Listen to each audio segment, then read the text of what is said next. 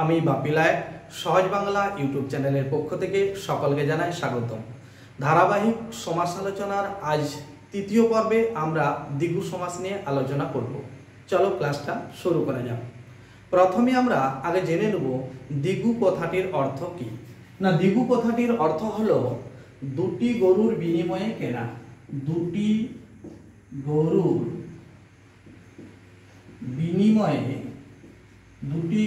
বিনিময়ে কেনা। প্রথমেই সংজ্ঞা আলোচনার আগে কয়েকটা উদাহরণ নিয়ে বিষয়টাকে আমরা বুঝে নেব।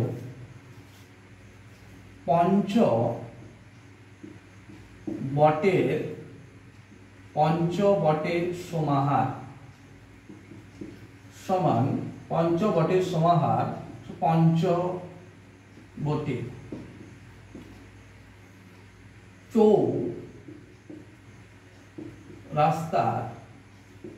চৌরাস্তার সমাহার। চৌরাস্তার সমাহার, চৌ বা চার রাস্তার সমাহার মানে চৌরাস্তা। চৌ বা চার রাস্তার সমাহার, চার রাস্তার সমাহার। তারপরে পঞ্চকন্যার সমাহার বা পাঁচ কন্যার সমাহার সমান পঞ্চকন্যা।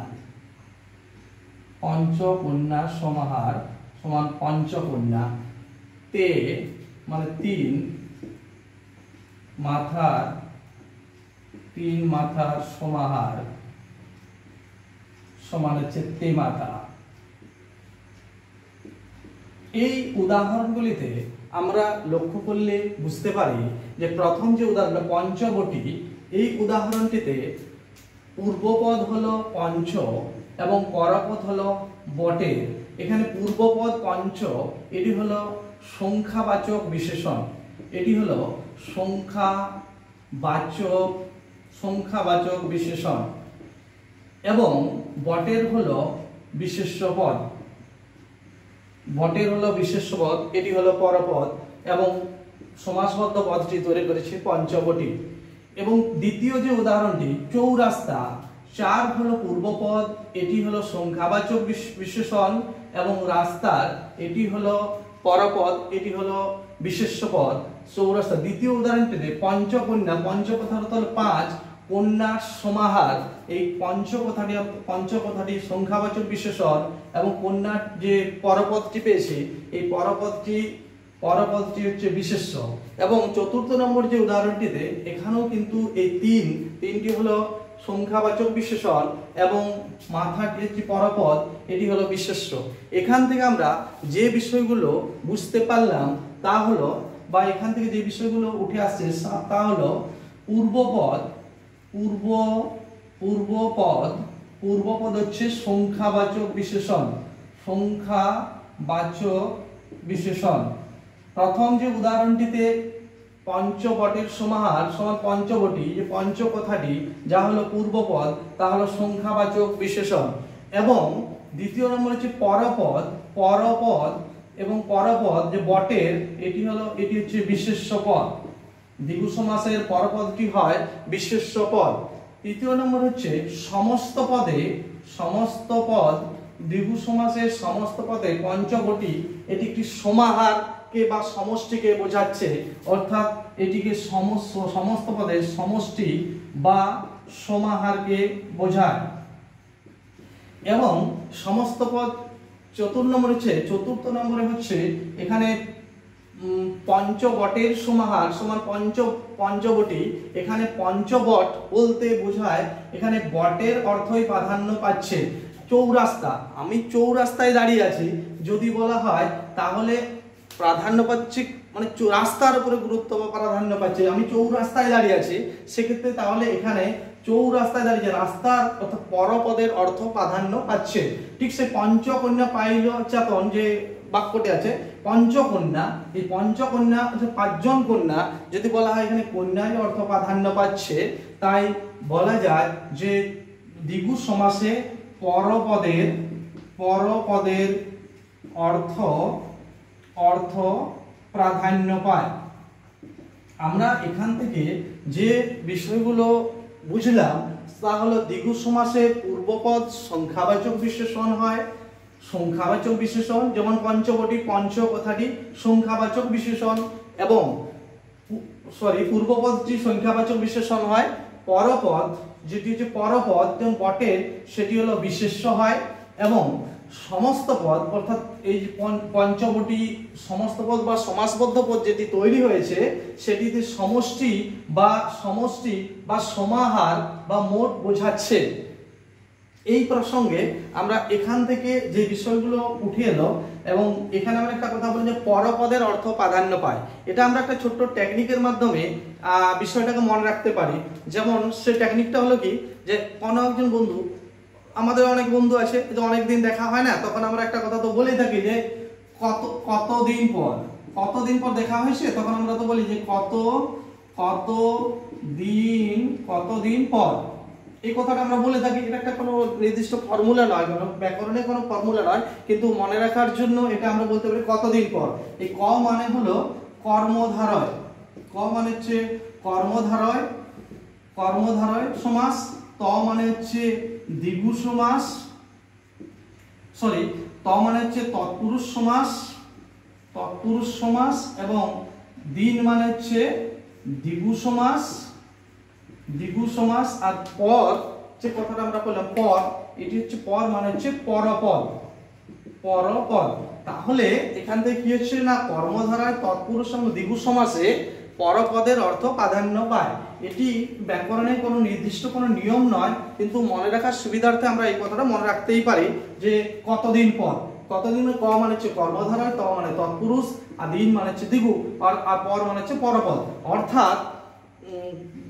অর্থাৎ কর্মধারা তৎপুরুষ এবং দ্বিগু সমাসে পরপদের অর্থ প্রাধান্য পায়। সেই সূত্র অনুযায়ী এখানে কি পরপদের অর্থ প্রাধান্য পায়। এবার এখান থেকে আমরা যে সংজ্ঞাটা পেয়ে থাকি, যে এখানে আমরা আলোচনা করব যে দ্বিগু সমাস কাকে বলে। দ্বিগু সমাস কাকে বলে যদি বলা হয়, তাহলে এই যে আমরা চারটা বিষয় উঠে এলো, সেখান থেকে আমরা সংজ্ঞাটা পেয়ে যেতে পারি। তাহলে যে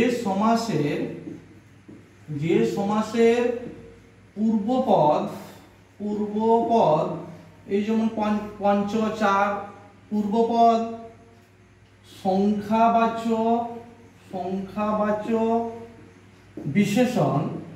সংখ্যাবাচক বিশেষণ এবং পরপদ বিশেষ্য,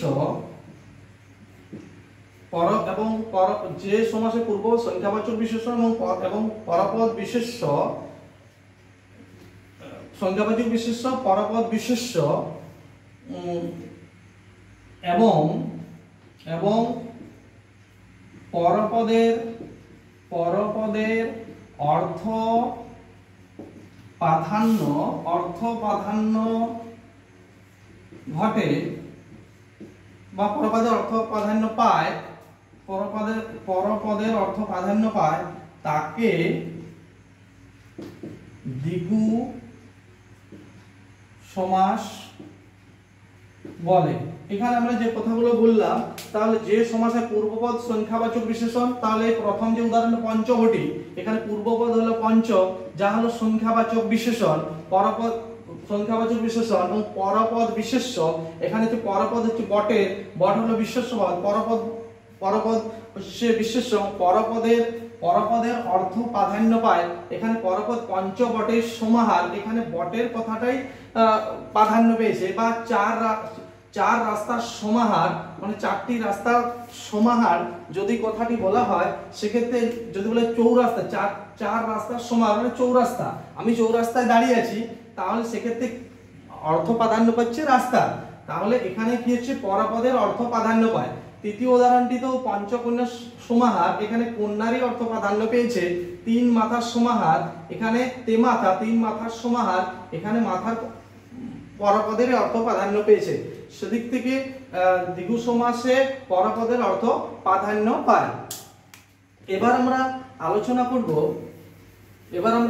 করব দ্বিগু সমাসের প্রকারভেদ নিয়ে।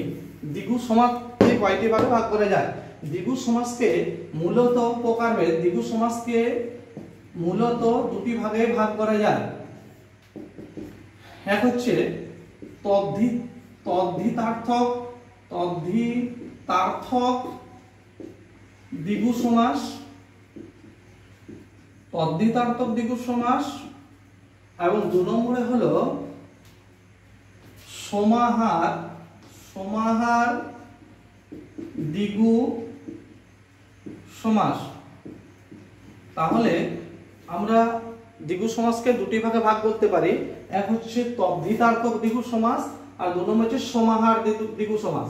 এখন আমরা আলোচনা করব তদ্ধিতার্থক দ্বিগু সমাস কাকে বলে। তদ্ধিতার্থক দ্বিগু সমাস কাকে বলে? যে সমাসের পূর্বপদ সংখ্যাবাচক বিশেষণ হয় এবং পরপদ তদ্ধিতার্থক প্রত্যয় নিষ্পন্ন শব্দ হয়, তাকেই বলা হয় তদ্ধিতার্থক দ্বিগু সমাস। এখন বিষয়টাকে আমরা একটা উদাহরণের সাহায্যে আলোচনা করব। তদ্ধিতার্থক দ্বিগু সমাস যেমন হচ্ছে 3 কড়ি, 3টি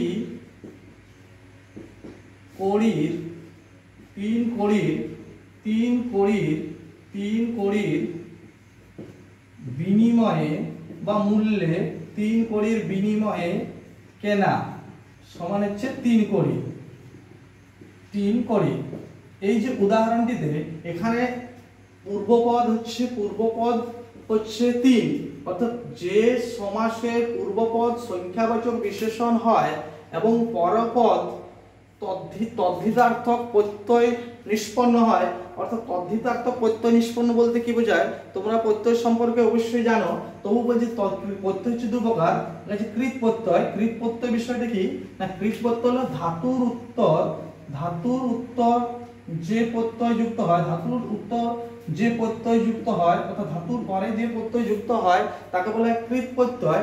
এবং তদ্ধিত প্রত্যয় কাকে বলা হয়? তদ্ধিত প্রত্যয় হচ্ছে শব্দের পরে যে প্রত্যয় যুক্ত হয় তাকে বলা হয় তদ্ধিত প্রত্যয়। এই বিষয়টা তোমরা জানো, তাও একটু বিষয়টা বলে নিলাম। এখানে কি হচ্ছে না, তদ্ধিতার্থক দ্বিগু সমাস হলো কি না, যে সমাসে পূর্বপদ সংখ্যাবাচক বিশেষণ হয় এবং পরপদ তদ্ধিতার্থক প্রত্যয় নিষ্পন্ন শব্দ গঠিত হয় বা যুক্ত হয়, এবং একটি মাত্র, এই কথাটা আমরা বলতে পারি যে একটি মাত্র ব্যক্তি বা বস্তুকে বোঝাবে। তদ্ধিতার্থক প্রত্যয় যুক্ত হয়ে একটি মাত্র, সমস্ত পদে একটি মাত্র ব্যক্তি বা বস্তুকে বোঝাবে, তখন তাকে আমরা বলবো তদ্ধিতার্থক দ্বিগু সমাস। এখানে একটি মাত্র ব্যক্তি বা বস্তুকে, সমস্ত পদে কি হচ্ছে 3 কড়ি একজন ব্যক্তিকে কিন্তু বোঝাচ্ছে। তাহলে আমরা যে সংজ্ঞাটা বললাম সেটা হচ্ছে কি না, তদ্ধিতার্থক দ্বিগু সমাস কাকে বলা হয় না, যে সমাসের পূর্বপদ সংখ্যাবাচক বিশেষণ হয় এবং পরপদ তদ্ধিতার্থক প্রত্যয় দ্বারা গঠিত হয়ে সমস্ত পদে একটি মাত্র ব্যক্তি বা বস্তু বা বিষয়কে বোঝায়, তখন তাকে বলা হয় তদ্ধিতার্থক দ্বিগু সমাস। এবার আলোচনা করব সমাহার দ্বিগু সমাস নিয়ে। সমাহার দ্বিগু সমাস কাকে বলে না, সমাহার দ্বিগু সমাস হচ্ছে কি না, সমাহার যে দ্বিগু সমাসে পূর্বপদ সংখ্যাবাচক বিশেষণ হয় এবং পরপদের অর্থ প্রাধান্য পায়, একটা সমষ্টি বা সমাহারকে বোঝায়, তাকেই বলা হয় সমাহার দ্বিগু। আমরা যে আগের যে উদাহরণগুলো নিয়েছি, যেমন হচ্ছে পঞ্চবটের সমাহার, এটি হলো সমাহার দ্বিগু সমাসের উদাহরণ। বা 4 রাস্তার সমাহার সমান হচ্ছে 4 রাস্তা, এটি হলো সমাহার দ্বিগু সমাসের উদাহরণ। এখন একটা বিষয় আমাদের মনে অনেক সময় কনফিউশনের সৃষ্টি করে, সেই বিষয়টি হলো যে সংখ্যাবাচক বহুব্রীহি সমাসের সাথে দ্বিগু সমাসের যে মিল, সেই বিষয়টা নিয়ে আমরা আজকে আলোচনা করব। এই চৌরাস্তা কথাটা আমরা লিখেছি, এই চৌরাস্তা আমরা যে লিখেছি, এই যে চৌরাস্তা এবং চৌরাস্তা হচ্ছে 4 রাস্তার সমাহার বা চৌচালা, এই চৌচালা, চৌচালা, চৌচালা কথাটি হচ্ছে কি এই দুটো শব্দ প্রায় গঠনগত দিক থেকে একই রকম মনে হচ্ছে। চৌচালা মানে হচ্ছে চৌচালা, চৌ মানে চারটি, চারটি, চারটি, চৌচালা না চারটি চালা, চারটি চাল যার। চৌচালা কখনোই চারটি চালা, চৌচালা, আমি চৌচালায় আছি, যদি বলা হয় আমি চৌচালায় আছি তাহলে অর্থটা কি আমি চৌচালায় আছি কি এটা কিন্তু অর্থ প্রকাশ করছে না। তাহলে চৌচালা মানে চারটি চালার সমাহার নয়, এটি যে চৌচালা মানে যার, চৌচালা মানে কি যার চারটি চালা, অর্থাৎ একটি চালা এদিকে চালা, মানে চৌচালা কথা অর্থাৎ চারটি চালা যে ঘরে, অর্থাৎ চৌচালা বলতে কি বোঝাচ্ছে চৌচালা যার, অর্থাৎ একটি ঘরকে বোঝাচ্ছে। তাহলে আবার এখানে কি হচ্ছে না চৌচালা যার, এখানে চারটি চালা, এখানে চারটি হচ্ছে পূর্বপদ, তারও কোনো সংখ্যাবাচক বিশেষণ পদ ঠিকই এবং কিন্তু চালা পরপদ, কিন্তু এই উভয়েরই কোনো অর্থ প্রকাশ পাচ্ছে না। এখানে তৃতীয় পদ অর্থাৎ চৌচালা অর্থাৎ ঘরের অর্থ প্রকাশ পাচ্ছে, তাই এটি হলো সংখ্যাবাচক বহুব্রীহি সমাস। সংখ্যাবাচক কেন না প্রথমেই সংখ্যা, পূর্বপদের সংখ্যা আছে, তাই এটা হলো সংখ্যাবাচক বহুব্রীহি সমাস। এটি হলো সংখ্যাবাচক বহুব্রীহি সমাস। এখানে চৌচালা এই সেরকমই আরেকটা যদি উদাহরণ নেওয়া হয়, যেমন দশানন, এখানে চৌচালা হলো যেমন উদাহরণ, তেমনি হচ্ছে কি আরেকটা যদি উদাহরণ নেওয়া হয়, আরেকটা উদাহরণ হচ্ছে দশানন। দশানন এখানে দশ আনন, দশ মানে হচ্ছে সংখ্যা এবং আনন মানে হচ্ছে মাথা। তাহলে দশ আনন কথার অর্থ কি 10 আনন মানে 10টি মাথা না, এখানে কিন্তু 10টি মাথা বোঝানো হচ্ছে না, এই পদটি দ্বারা হচ্ছে 10 আনন যা, 10 আনন যা, দশানন জাত অর্থাৎ এখানে কাকে বোঝাচ্ছে, এখানে 10 আনন জাত অর্থাৎ রাবণকে বোঝাচ্ছে। অর্থাৎ পূর্বপদ 10 এবং পরপদ আনন উভয়েরই এখানে এই দুটি পদেরই অর্থ প্রাধান্য না পেয়ে তৃতীয় একটি পদের অর্থ প্রাধান্য পাচ্ছে, তাই এটি হলো বহুব্রীহি সমাস। আর যেহেতু এখানে সংখ্যাটি আছে তাই এটি হলো সংখ্যাবাচক বহুব্রীহি সমাস। এখন প্রশ্ন হচ্ছে যে এখানে দ্বিগু সমাস, আমরা দ্বিগু সমাসের ক্ষেত্রেও পূর্বপদটা সংখ্যাবাচক বিশেষণ থাকে এবং পরপদ সংখ্যাবাচক বিশেষণ থাকে, এবং এক্ষেত্রে কি হয় দ্বিগু সমাসের ক্ষেত্রে পূর্বপদ সংখ্যাবাচক বিশেষণ থাকে এবং পরপদের অর্থ প্রাধান্য পায়। কিন্তু এখানে দশানন যে সমাসবদ্ধ পদটি পাওয়া গেছে, এখানে কিন্তু পূর্বপদ 10 এবং পরপদ যে আনন এর উভয়েরই মানে পূর্বপদের অর্থ প্রকাশিত হচ্ছে না আর পরপদের অর্থ প্রকাশিত হচ্ছে না বা প্রাধান্য পাচ্ছে না। এখানে তৃতীয় পদ দশানন রাবণের অর্থ, রাবণ দশানন কথা হচ্ছে রাবণকে বোঝাচ্ছে, অর্থাৎ এখানে তৃতীয় পদের অর্থ প্রাধান্য পাচ্ছে। প্রথম যে উদাহরণটা দিয়েছিলাম চৌচালা, চারটি চাল যার, অর্থাৎ চারটি চাল যার, এখানে চারটিরও অর্থ প্রাধান্য, পূর্বপদ চারটিরও অর্থ প্রাধান্য পায়নি, চাল পরপদ চালেরও অর্থ প্রাধান্য পায়নি। এখানে কি হয়েছে না তৃতীয় পদের অর্থ প্রাধান্য পেয়েছে। সেদিক থেকে এগুলি এই উদাহরণগুলি হলো সংখ্যাবাচক বহুব্রীহি সমাস। এছাড়াও যদি আমরা আরেকটা উদাহরণ নিই তাহলে বিষয়টি আরো স্পষ্ট হয়। যেমন হচ্ছে যদি আরেকটা উদাহরণ নেওয়া হয়, যেমন পঞ্চানন মানে পঞ্চ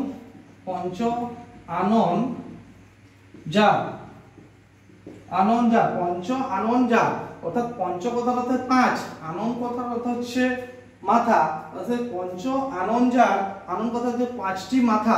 এখানে কিন্তু 5টি মাথার সমাহার যদি বলা হয় তাহলে কিন্তু 5টি মাথা এটা কিন্তু এখানে প্রকাশিত হচ্ছে না। পঞ্চ আনন মানে 5টি মাথা নয়, এখানে কি প্রকাশিত পঞ্চ আনন যা, অর্থাৎ এখানে কাকে বোঝাচ্ছে পঞ্চানন বলা হয় শিবের অপর নাম হচ্ছে পঞ্চানন। এখানে পূর্ব পূর্বপদ পঞ্চ, পূর্বপদ হচ্ছে পঞ্চ এবং পূর্বপদ পঞ্চ, এটা হচ্ছে পূর্বপদ পঞ্চ এবং আনন হচ্ছে পরপদ, পরপদ আনন। এই পঞ্চ এবং আনন, পূর্বপদ এবং পরপদ কোনটারই অর্থ প্রাধান্য না পেয়ে তৃতীয় পদের অর্থ প্রকাশিত হচ্ছে, সেদিক থেকে এটি হলো বহুব্রীহি সমাস। এবং যেহেতু সংখ্যা আছে প্রথমে, তাই সংখ্যাবাচক বিশেষণ আছে, তাই এটা সংখ্যাবাচক বহুব্রীহি সমাস, সংখ্যাবাচক বহুব্রীহি সমাস। এটি কখনোই এখানে তাহলে কি বিষয়টা বোঝা গেল না, এখানে দ্বিগু সমাস এবং সংখ্যাবাচক যে বহুব্রীহি সমাস, এই দুটোর মধ্যে প্রধান পার্থক্য যে বিষয়টা পেলাম, তাহলে কি সংখ্যাবাচক বহুব্রীহি সমাসে তৃতীয় পদের অর্থ প্রাধান্য পাবে এবং দ্বিগু সমাসে পূর্বপদ সংখ্যাবাচক, উভয়ের পূর্বপদ সংখ্যাবাচক বিশেষণ ঠিকই, কিন্তু দ্বিগু সমাসের ক্ষেত্রে পরপদের অর্থ প্রাধান্য পাবে এবং সংখ্যাবাচক বহুব্রীহি সমাসের ক্ষেত্রে তৃতীয় পদের অর্থ, অর্থাৎ পূর্বপদ পরপদ কোনটির অর্থ প্রাধান্য না পেয়ে তৃতীয় পদের অর্থ কিন্তু প্রাধান্য পায়। শেষে আলোচনার শেষ মুহূর্তে আমরা একটা বিষয় মনে রাখতে পারি, যে কথাটি হচ্ছে কি না, যেটা ছোট্ট একটা টিক্সের মাধ্যমে একটা বিষয় আমরা মনে রাখতে পারি, আর এবং আর ও, আর আর এবং ও থাকিলে যদি হয় দ্বন্দ্ব, সমাহারে সমাহারে দ্বিগু হলে নয় সেটা মন্দ। অর্থাৎ সমাহার কথাটা, দ্বিগু সমাস চেনার ব্যাসবাক্যের মধ্যে সমাহার কথাটি অবশ্যই থাকে, এই জন্য এটা আমরা ছোট টিক্সের মাধ্যমে আমরা এই বিষয়টা মনে রাখতে পারি। আজকে আমরা দ্বিগু সমাস নিয়ে আলোচনা করলাম। যদি আলোচনাটা তোমাদের ভালো লেগে থাকে অবশ্যই একটা লাইক, এবং কি ধরনের তোমরা আলোচনা চাও তার জন্য অবশ্যই কমেন্ট সেকশনে অবশ্যই উল্লেখ করবে, এবং যারা নতুন তারা এই চ্যানেলটিকে সাবস্ক্রাইব করে রাখবে। আমরা পরবর্তী পর্বে পরবর্তী আলোচনা নিয়ে হাজির হব। ধন্যবাদ।